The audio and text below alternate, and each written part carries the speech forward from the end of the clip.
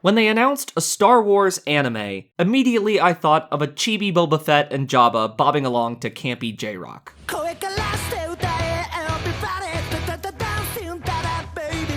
Okay, maybe not. Nestled between Vision's collection of serious tales on the Force and its fates, Tatooine Rhapsody takes the anthology in a less conventional direction. Gone are the mystical ruminations on the struggle between light and dark. As our hero Jay transforms his lightsaber into a microphone, here foes are vanquished not through the Force, but the power of rock. Yes, it's every bit as cheesy as it sounds. A rocker opera, a hut that refuses to go and be a crime lord, I don't know, guys. Executive producer James Waugh echoed the entire team's concerns when the idea originally came through.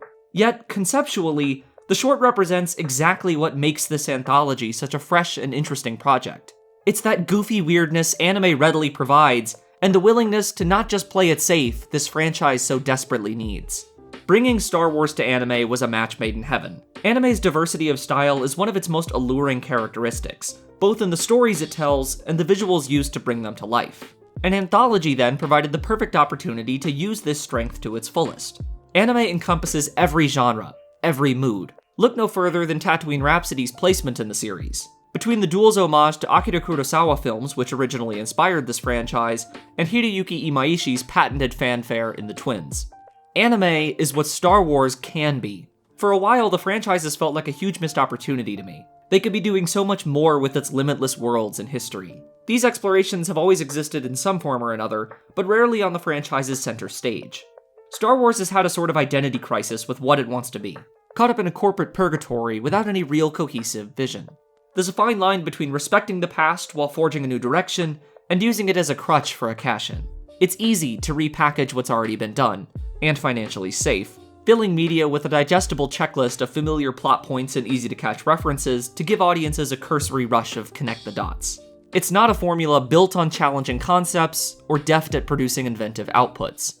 Anime suffers from similar. Where else does the content machine run harder than this medium? What should be an art form too often feels more like something out of a lab made for the sole intent of return on investment.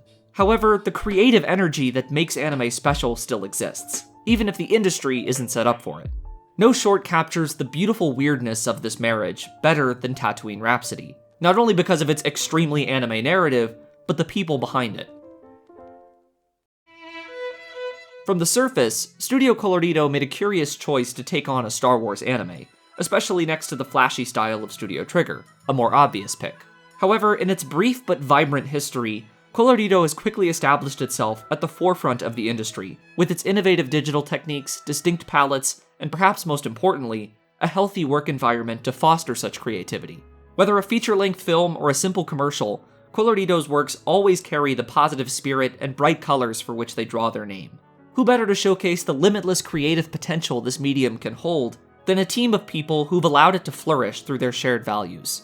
For all the team's talk of breaking away from Star Wars conventions, Tatooine Rhapsody is, ironically, the only short to use canonical characters and settings. However, rather than use the audience's familiarity to do the heavy lifting of its narrative, they work in service of a fresh story, a presence because director Taku Kimura thought it would be fun to work with his favorite character.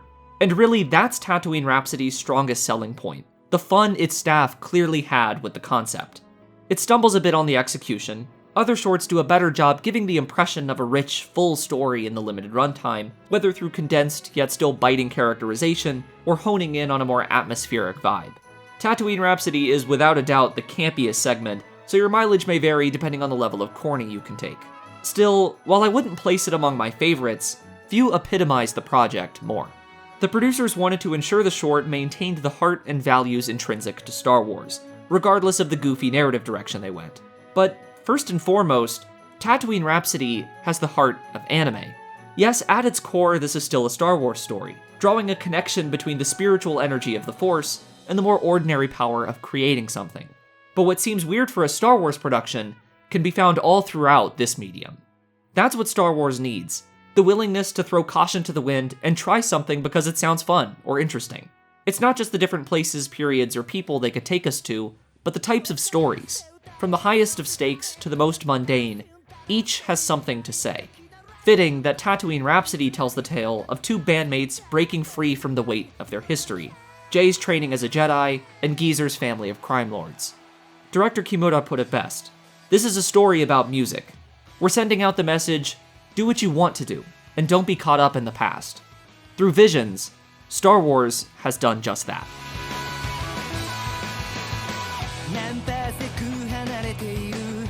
This video is just one part of a collaboration with other anime YouTubers on each part of Star Wars Visions.